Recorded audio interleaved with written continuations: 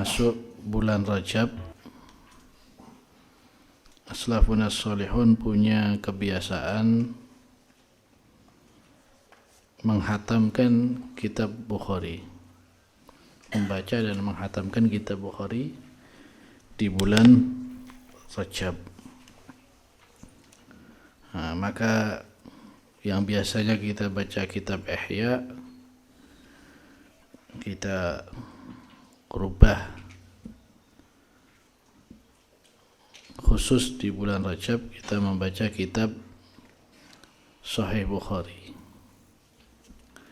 Jadi berubahnya ini bukan merubah karena kemauan sendiri, tapi berubahnya untuk mengikuti anjuran daripada as-salafunas sholihun. Jadi dalam hal apapun kita mengikuti salaf. Amalan ibadah kita mengikuti salaf. Di sini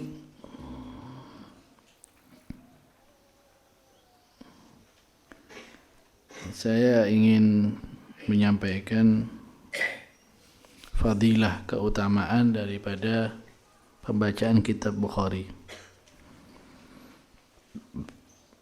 yang dikarang oleh Al-Habib Ahmad bin Ali bin Ahmad bin Abdullah bin Talib al-Attas rahimahullah.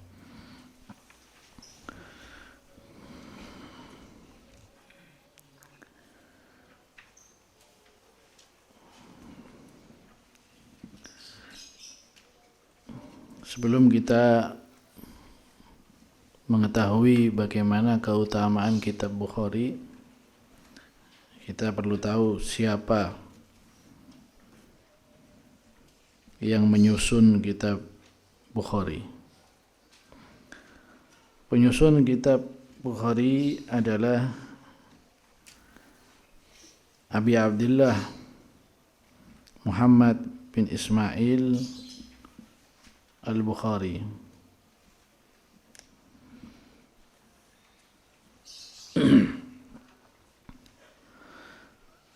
Imam Bukhari ini seorang ulama besar, ahli hadis, dan beliau sangat dicintai oleh Rasulullah SAW. Bayangkan sekarang kalau ada umatnya Nabi yang menghidupkan sunnah Nabi, disebut sebagai khalifahnya Nabi. Ala khulafai rahmatullah wa man khulafa'uka ya Rasulullah alladzina yuhyuna sunnati wan nasu yumituna. Semoga Allah merahmati khalifah-khalifahku. Siapa mereka wahai Rasulullah? Orang-orang yang menghidupkan sunnahku. Imam Bukhari menghidupkan semua sunnah-sunnah Nabi. Dengan apa? Hadis-hadis Nabi ini semuanya dijaga oleh beliau, dikumpulkan oleh beliau, sehingga menjadi satu kitab namanya kitab Bukhari. Ini termasuk punya andil besar dalam menghidupkan sunnah. Dapat dari mana? Dari hadis. Hadis ini dijaga oleh Imam Bukhari sehingga kita tahu sunnah melalui Imam Bukhari. Kita mengetahui sunnah dari Imam Bukhari.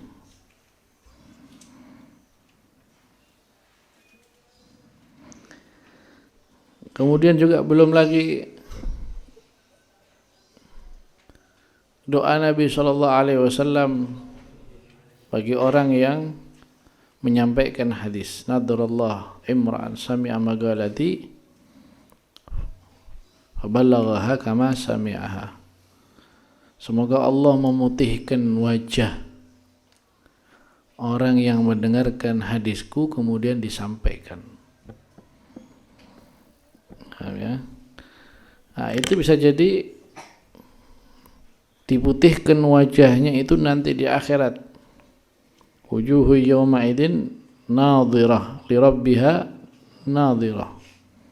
Pada hari itu wajah-wajah mereka putih, terang benderang, dan mereka melihat Allah Subhanahu wa ta'ala.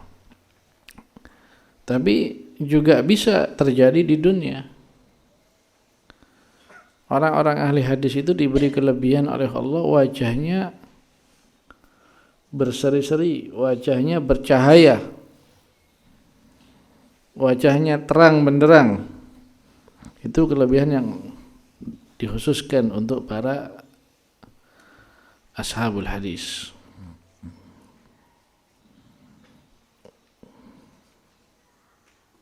Ada juga hadis yang disampaikan oleh Nabi SAW, akan ada setiap masa orang-orang yang menghidupkan sunnahku. Mereka membasmi pemahaman-pemahaman yang ekstrim, yanfauna anhu tahrifal ghalin, memerangi paham-paham yang ekstrim. Ya, apa itu hadisnya itu?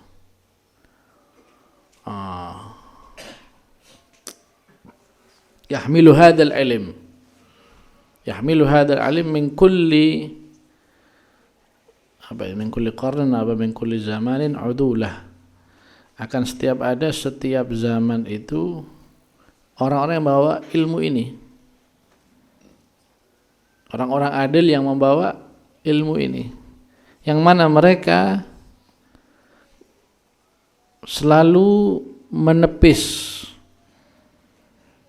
mereka selalu melawan ajaran-ajaran yang ekstrim, ajaran-ajaran yang radikal. Ini terbukti adanya ajaran-ajaran yang radikal, ekstremisme, ajaran takfiri, ajaran yang gampang mengkafirkan orang lain, ya, nasibi, ajaran orang-orang yang membenci ahlul bait, ya. Nah, kemudian muncul orang-orang ahli hadis yang melawan mereka. Dan yang paling tampak di akhir-akhir ini ahli hadis yang tampak melawan orang-orang ekstremisme, orang-orang yang radikal. Seorang ahli hadis yang melawan paham-pahaman yang ekstrim itu, yang tampak di akhir zaman ini, Al-Imam Sayyid Muhammad bin Ali Al-Maliki radhiyallahu anhu wa nafa'na bihi fid dharain amin. Beliau dengan tegas, dengan berani melawan orang-orang yang ekstremisme, walaupun beliau dikelilingi oleh ulama-ulama. Di tempat beliau ada ulama-ulama yang Wahabi, ulama-ulama yang garis keras, bahkan negerinya negeri yang di situ banyak Wahabi, tapi beliau tetap melawan mereka, melawan ajaran mereka yang ekstrim tadi itu. Kita bisa lihat dari karangan-karangan kitab beliau, ceramah-ceramah beliau, sampai beliau sempat hampir dihukum mati gara-gara beliau mempertahankan ajaran yang benar, ajaran yang lurus, dan melawan ajaran-ajaran yang ekstrim, radikal. Beliau sampai dipuji oleh ulama-ulama seluruh dunia, dari India, dari Pakistan, semua memuji beliau, dari Yaman, karena beliau mengarang satu kitab yang bernama Mafahim Yajibu an Tusahhah.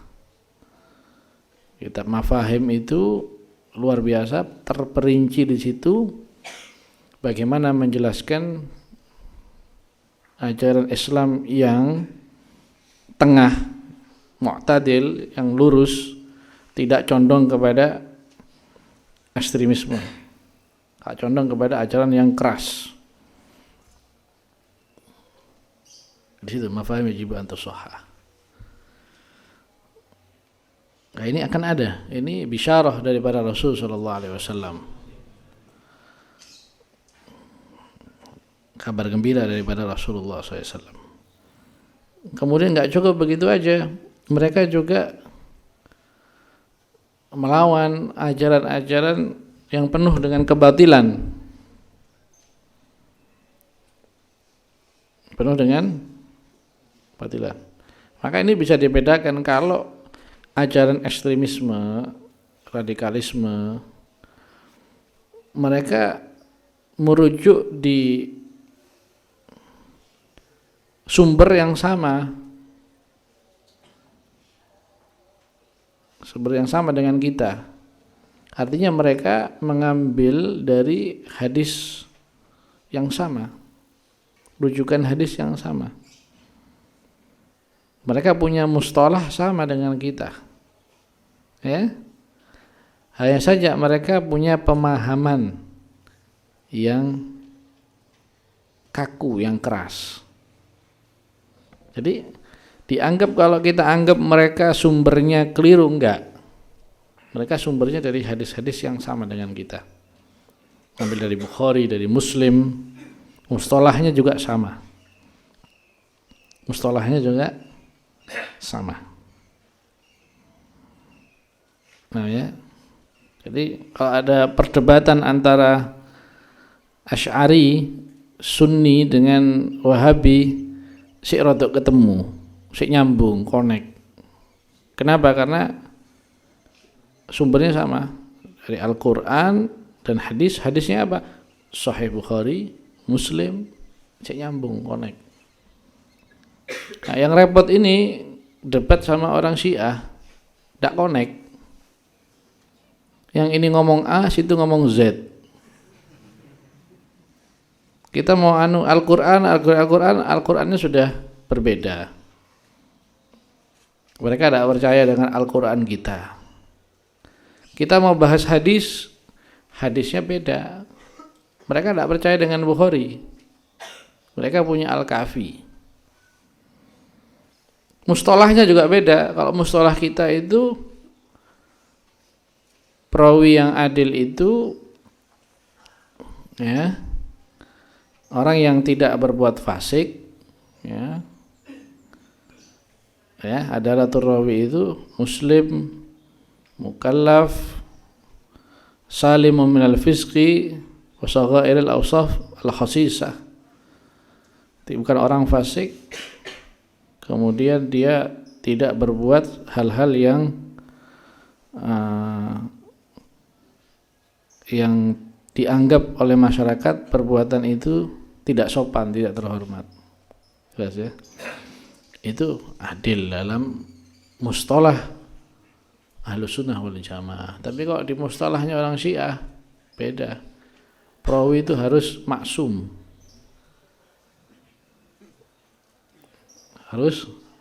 Jadi nggak boleh berbuat dosa.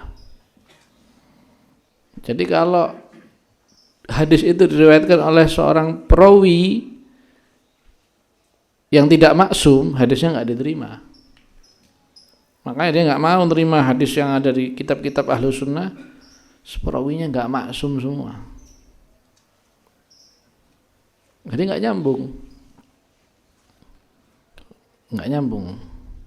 Nah, mereka juga ketika kita pertanyakan mustalahnya, mereka memang riwayat-riwayat hadisnya dari orang-orang maksum, versi mereka ya. Ya. Kita juga bisa mengatakan maksum walaupun bahasanya berbeda. Mereka bukan maksum, mereka mahfud. Imam 12 itu kita yakini mereka orang-orang yang jauh dari dosa. Sebagian mereka 40 tahun enggak melakukan makruh. 40 tahun enggak melakukan makruh. Ini kan sudah setingkat maksum. Paham ya? Cuma hanya saja kita enggak boleh menyebut orang itu maksum kecuali para anbiya. Lah orang-orang maaf seperti Syekh Abdul Qadir Jailani, seperti Imam Al-Habib Abdullah bin Ali Al-Haddad, kita mau mengatakan mereka ini berdosa ya enggak sih? Karena kita lihat mereka ini isinya ibadah ilmu. Sebenarnya kalau kita katakan maksum ya masuk kategori. Tapi karena batasan di sini maksum itu hanya untuk para anbiya, kita enggak nyebut maksum. Mereka orang-orang yang dipelihara Allah dari dosa. Mahfud, dijaga Allah. Ya. Sebagian mereka itu mulai kecil karena calon wali dijaga sama Allah dari dosa. Itu namanya taufik. Taufik itu apa? Seseorang itu dimudahkan berbuat kebaikan, dipersulit berbuat keburukan. Nah, ketika kita ini mau berbuat dosa kesulitan, ketika kita berbuat dosa selalu terhalang, ini taufik dari Allah, termasuk penjagaan daripada Allah. Sebaliknya khidlan, apa khidlan itu? Ketika kita kalau mau berbuat baik, beribadah, kita dipersulit, selalu ada aja halangannya. Mau bangun tahajud, ada aja nanti sakit, nanti kecapean, nanti ketiduran, ya nggak bisa bangun, ada aja halangannya. Ini mau berbuat baik kesulitan, ini tanda khidlan. Kalau maksiat gampang, semuanya tersedia. Kalau mau maksiat itu nggak ada halangan, nggak ada rintangan. Seumpama mau bertemu dengan perempuan yang bukan mahramnya, nggak ada halangan, nggak ada yang melarang.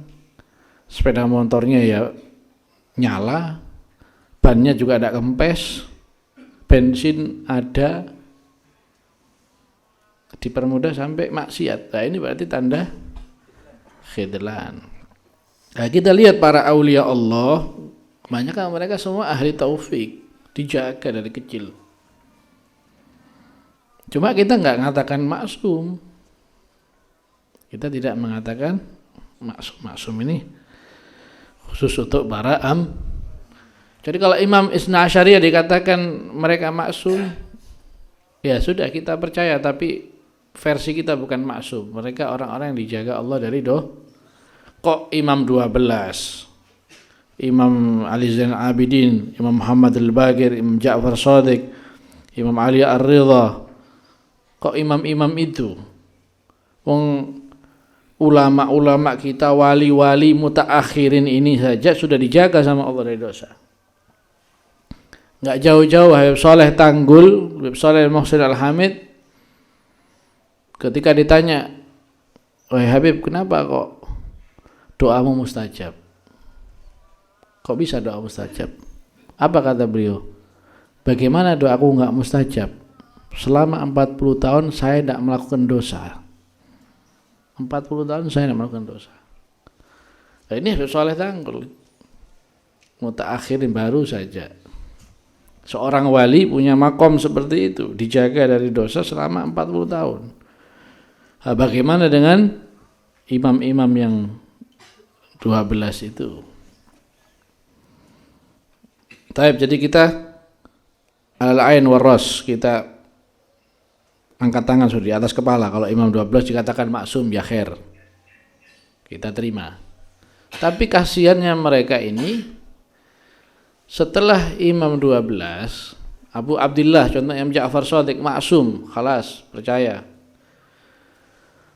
Setelahnya ini Al-Kasani ini sobo. Dia bukan imam 12. Berarti ya dia enggak maksum. Terus bawain lagi. Apa lagi? Al-Latifi. Iya. Al-Latifi. Seadanya ya. Ini juga tidak maksum, orang biasa. Nah, terus kamu dapat hadis dari tadi itu, dari Al-Latifi sama Al-Kasani. Berarti riwayatnya juga nggak bisa dipercaya. Kalau langsung dari imam 12 kita mau, kita percaya. Tapi ini sayangnya melewati orang dulu.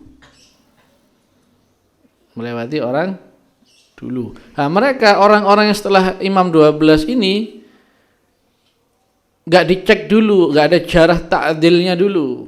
Kalau di ahlu sunnah lebih ketat, ada jarah ta'dil. Perawi itu harus dicek bagaimana perilakunya, bagaimana ilmunya, bagaimana hafalannya. Oh, dia ini, perawi ini suka berbohong, nggak diterima itu di ahlu sunnah, nggak diterima riwayatnya. Jarah ta'dil, sudah di jarah ta'dil. Oh, ini perawi pernah bohong sekali saja, nggak diterima. Sekali bohong saja ketahuan, nggak diterima. Itu di ahlu sunnah ketat. Bahkan ada seorang perawi yang ngasih makan kambing daun-daunan, ketika kambingnya sudah mangap, sudah buka mulut, ditarik, dibohongi kambingnya ini, paham ya? Dipancing gitu loh, sudah mau makan, tarik lagi. Itu riwayatnya nggak diterima, gara-gara bohongi kambing. Sebegitu ketatnya ahlu sunnah ini menerima hadis, paham ya? Meludah di masjid, sudah riwayatnya nggak diterima. Meludah di masjid, riwayatnya nggak diterima. Paham ya? Jadi begitu. Itu di ahlu sunnah. Di Syiah, setelah imam maksum ini ada perawi-perawi, mereka tidak maksum juga nggak dijarah ta'dil. Semakin tidak bisa dipercaya lagi. Sik mending ahlu sunnah ada jarah ta'dil lebih ketat, kan begitu. Gitu, paham ya? Saya mana tadi ini? Nah ini, kalau sama Wahabi sik nyambung. Artinya kalau debat, kitabnya nggak beda jauh ya, kembalinya ke Sahih Bukhari, Sahih Muslim. Ya.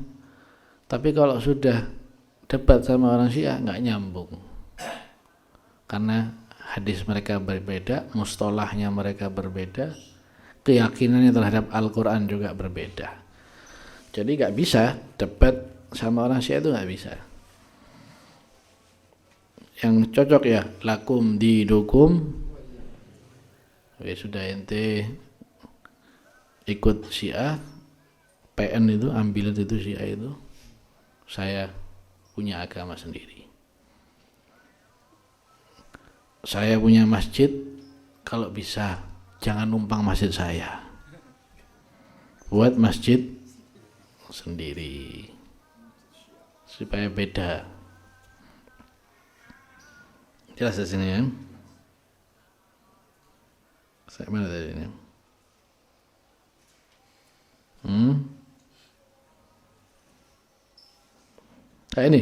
Nah ini mereka punya tugas, orang-orang yang pengganti Rasulullah ini, penerus Rasulullah SAW, melawan ajaran-ajaran yang ekstrim, yang keras dan juga melawan ajaran-ajaran yang batil.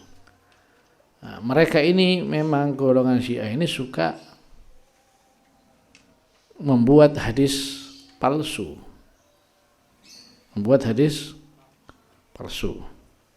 Nah, yang bisa mengatasi mereka adalah orang-orang yang membawa ilmu ini, ilmu hadis, ilmu sunnah, itu yang bisa melawan mereka.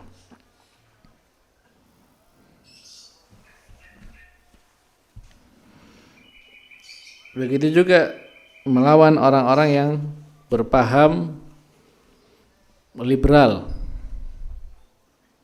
punya takwilan, tafsiran yang ngawur. Ini yang bisa melawan mereka adalah orang-orang yang bawa ilmu hadis. Imam Bukhari radhiyallahu anhu, beliau termasuk orang-orang itu.